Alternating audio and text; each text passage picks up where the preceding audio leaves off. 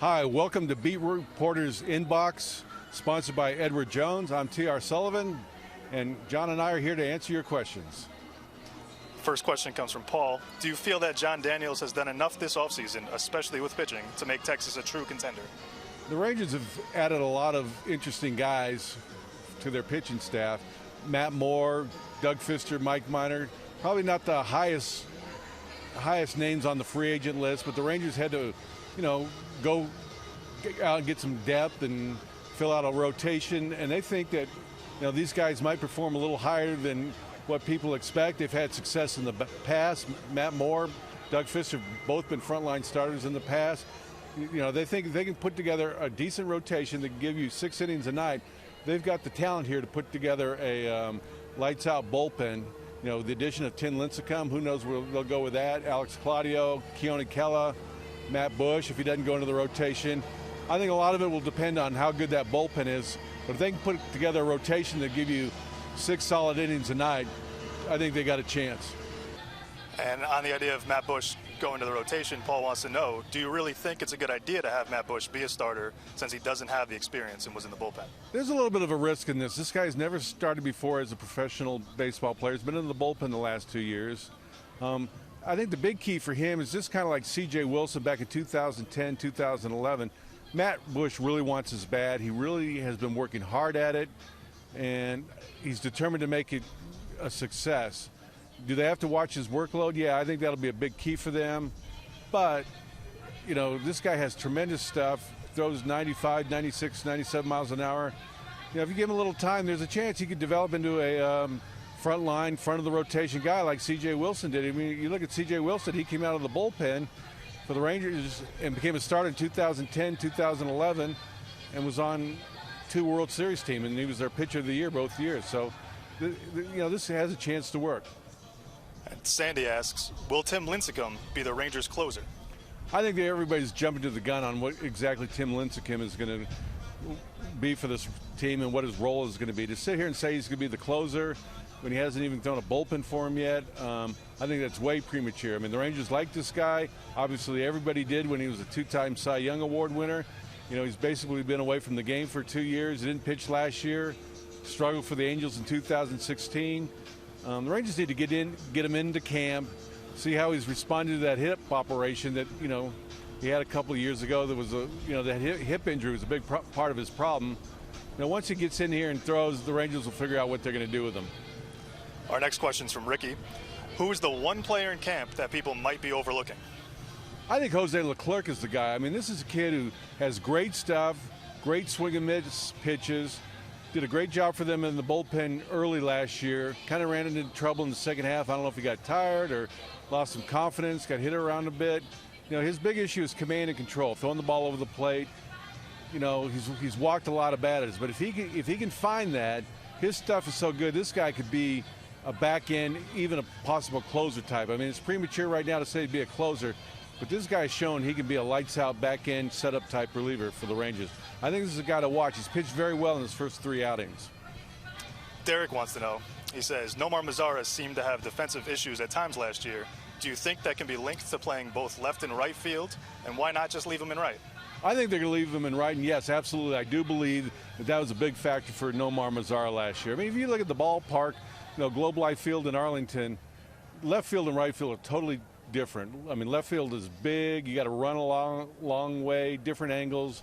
Right field shorter. It's got that tough corner, that wall there. It's playing 2 different positions. And yeah, I think that's hard to do, especially for a young player. And I think the Rangers have realized that, and I think you're going to see him in right field. And I think give him time, I think he'll be, at least a decent to average outfielder with a good arm. Joe asks, what can we expect from Adrin Beltr this season? Well, they got to keep him on the field. That's the big thing with Adrian. I mean, the guy last year had good numbers. He hit .312. I think his OPS was like the 3rd highest of his career, but he only played in 94 games. And they got to be careful with him. I think they kind of pushed him too hard at the second half last year, and I think he broke down. I think you're going to see more time off, more time at DH, just smarter use of him. And I think if they do that and he takes care of himself, I think they can get a productive year out of him. I still think he can hit 20, 25 home runs, drive in 90, 100 RBIs. play good third base. He's older now. He has had leg issues in the past. It's something they got to watch, and they have to be smart. But I think, if they do it right, I think Beltr can still be very productive. And Chris says, it looks like the Rangers might sign Juan Pablo Martinez from Cuba. What does the team think about him? Well, this is a 21-year-old kid from Cuba. He's 5'10", center fielder. He's got speed and power. I mean, obviously the Rangers love the tools. They love the fact that he's got both the power and the speed. He can also play defense. But you're talking about a guy who's going to go to Class A down east and probably start the season, and maybe move up to Double A before the year is over. It's just another great prospect. What the Rangers are trying to do is compile as much talent as they can, and this is another one. Whether he makes it to the major leagues or not, who knows? But it's a good addition, just getting another good prospect into the system. Our next question is from Kurt. What are the expectations from Bartolo Colon? Well, Bartolo Colon is not that far removed from being a very effective pitcher. From 2013 to 2016, he was a very good pitcher for the New York Mets. He did not have a good year last year.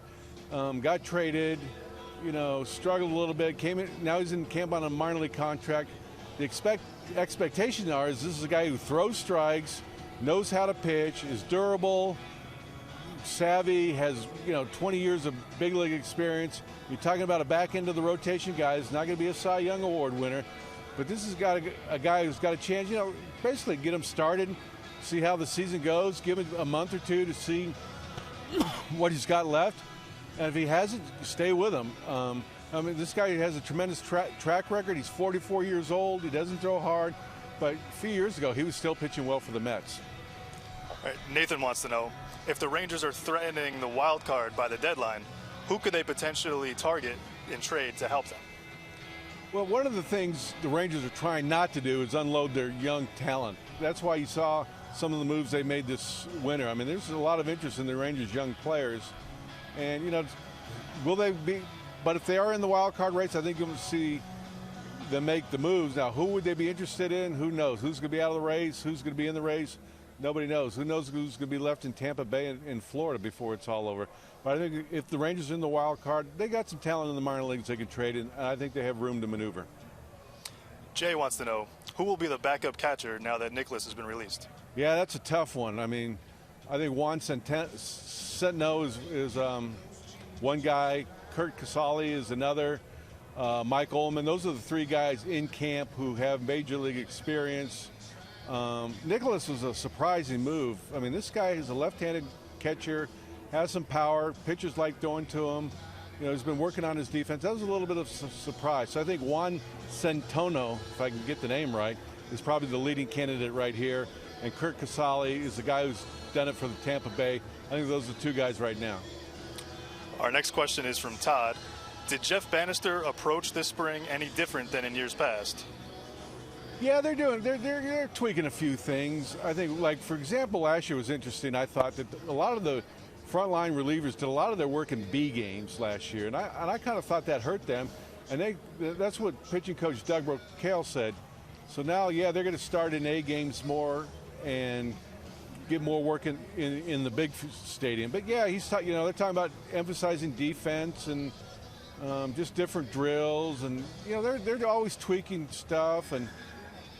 But basically, his approach is just get back to what we do well: play defense, run the bases, be tough in the batter's box, and big thing on pitching is throw strikes, get ahead in the counts. Even if you fall behind 1-0, you can still come back. A lot of the same basic stuff, but there's been some tweaks. Tom asks, who are the Rangers' best 5 young pitchers that will make a statement this year? Wow. Well, I think the biggest thing is they want these guys making statements down in AAA and not having to push these guys. Like Yohander Mendez is definitely the number one guy that they're looking at. And this guy has a chance to pitch well in the big leagues, but he hasn't pitched above Double-A yet. So I think they would like to get this guy as much time in AAA as possible. Ariel Jurado is another one. I think some of the young relievers, they're looking at Connor Sadzik, Nick Gardewine, Ricky Rodriguez, guys like that. They may not make the team out of spring training, but they could come up and have an impact. Another guy everybody's forgetting about is Clayton Blackburn. This guy's pitched well in spring training. He's never pitched in the big leagues. They got him from the Giants. Got a very nice power sinker. He's been throwing strikes. He's been looking pretty good. Excuse me. Our next question is from Robert. How serious are we about the 6-man rotation? You know, that's been an ongoing topic of discussion, but I don't know. You know, Cole Hamels is going to pitch every 5 days. You know, the Rangers are going to try to get everything they can out of Cole Hamels. They're going to try to get everything they can out of Doug Fister, Matt Moore, Martin Perez. These guys are used to pitching on every 5th day. I think when you talk about a 6-man rotation, what I think you're talking about is using some guys as like spot starters, giving guys extra rest when the time comes. You know, moving them in and out of the bullpen. Who knows? Mike Minor and Matt Bush could both, start and relieve. You know, it's really too early. The Rangers really have no idea what their rotation is going to be, what their pitching staff is going to be. We don't know what Bartolo Colon has, if he's going to be able to make the team, and we don't know if Clayton Blackburn is for real. He's pitching against Colorado on a Wednesday. We'll see how he does there. I think there's way too many moving parts on this Rangers pitching staff to really nail down whether it's going to be 5-man, 6-man, 5+1, or whatever. Austin asks, when the new stadium's finished, how much potential top-tier pitching talent will it bring to the Rangers? Well, I think one of the things people forget was they were very close to getting Zach Greinke. Greinke wanted to come to Texas a few years ago when he was a free agent. I mean, the Rangers just did not meet his price. You know, obviously, air-conditioned roof, retractable roof, that's going to help a lot. You know, another thing you got to look at is a lot of these pitchers get signed by their club. You look at Clayton Kershaw, he's from Dallas. Would the Rangers love to have him? Yeah, but the Dodgers have locked him up for a while. You know, some of these guys get locked up before they ever get out to free agency.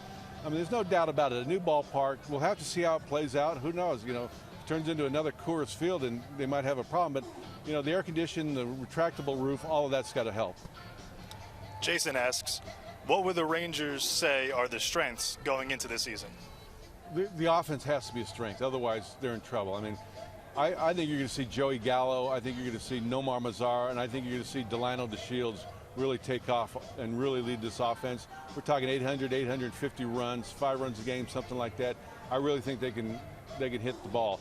Again, what we talked about earlier, can they put together a lights-out bullpen? You know, can they get a rotation that can give them 6 innings a night and then just come in with Keona Kella and Jake Diekman and all the hard throwers they have out there? So I think those are the big things right there. But I think the big strength of this team is going to be their offense.